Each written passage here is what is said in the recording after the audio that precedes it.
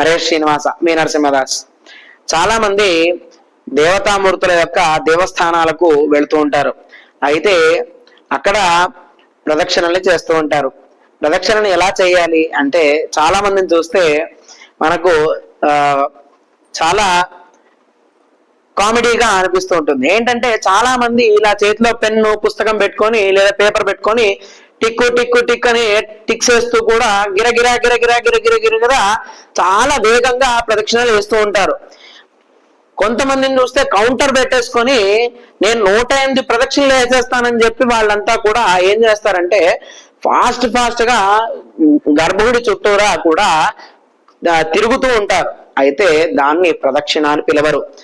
ప్రదక్షిణ అంటే ఏంటి, ప్రదక్షిణను ఎలా చేయాలి అంటే మనకు తెలియజేసేది ఏంటంటే ఆసన్న ప్రసవానారి జలపూర్ణ ఘటం యథ ఉద్వహంతి శనేర్యాతి తథా కుర్యాత్ ప్రదక్షిణం అని చెప్పారు. అంటే ఇంకేంటి రేపు ప్రసవం అవుతుంది అన్న గర్భవతి నిండు కుండని మోసుకుని వచ్చే సందర్భంలో ఎంత నిదానంగా నడుస్తుందో అంత నిదానంగా దేవుడి చుట్టూరా గర్భగుడి చుట్టూరా నడవాలి.